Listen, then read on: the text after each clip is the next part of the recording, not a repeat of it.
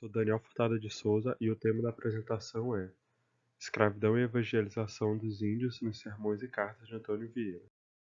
Tem isso como propósito principal analisar o pensamento do padre naciano Antônio Vieira a respeito da escravidão indígena que ocorria na América Portuguesa seiscentista.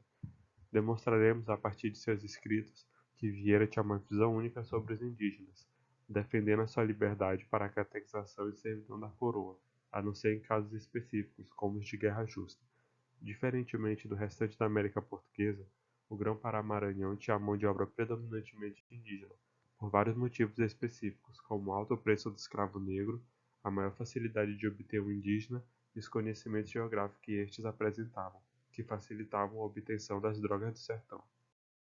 Objetivos principais: analisar o pensamento do padre Antônio Vieira acerca da escravidão, evangelização e trabalho dos índios na América Portuguesa, compreender as ideias defendidas por Vieira quando se trata de escravidão indígena.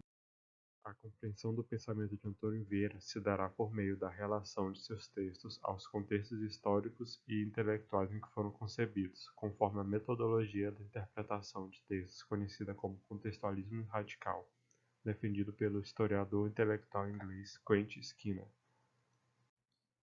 Vieira chega ao Maranhão no início de 1653, munido de poderes extraordinários, dados pelo rei por meio da Carta Régia de 21 de outubro de 1652, dando ao padre decisão total acerca dos assuntos indígenas.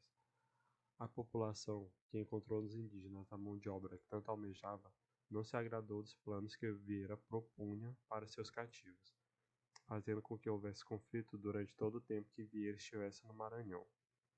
Os moradores viam os indígenas como uma mão de obra mais barata se comparado aos negros escravizados, e possuíam a vantagem do conhecimento geográfico, essencial para a obtenção de tabaco e droga do sertão.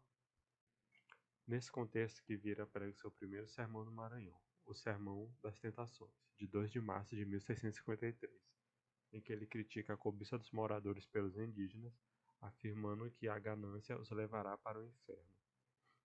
Neste mesmo sermão, Vieira tenta explicar aos colonos que as mudanças seriam mínimas, que nenhum indígena sairia de seu serviço e que as expedições para resgate de índios de corda continuariam acontecendo. Vieira também coloca a culpa nas mazelas que ocorriam no Maranhão no cativeiro injusto dos indígenas.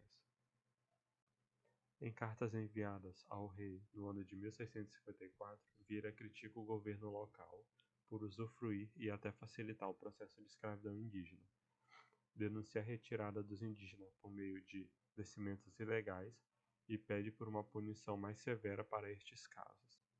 Contra tudo isso, Vieira acreditava que os nativos deveriam conhecer a palavra de Deus, se converter ao catolicismo e se tornar súditos da coroa, e não servir moradores do território maranhense.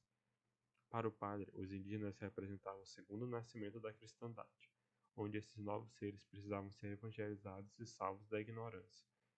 Essa obrigação missionária não seria apenas dos jesuítas, e sim de todos os portugueses. Considerações finais. Apesar de todos os esforços de Vieira para tirar os indígenas das mãos dos colonos portugueses, não devemos interpretar suas ações como simples e pura bondade. O padre acreditava que nem todos os índios mereciam salvação, chegando a nunca se opor à escravização ou massacre dos Nhangaíbas, tamanho horror que tinha esses índios.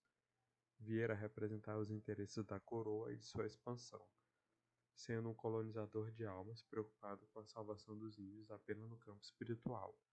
Para não entrar em anacronismo, o padre de forma alguma pode ser lido como um abolicionista, visto que só era contra a escravidão ilícita.